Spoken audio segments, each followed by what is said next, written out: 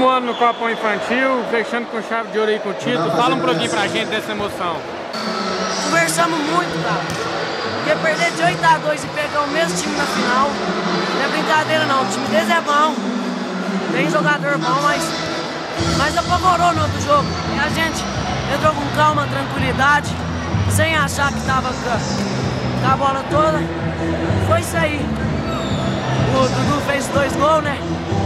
E nós pudemos sair com a vitória e com o time.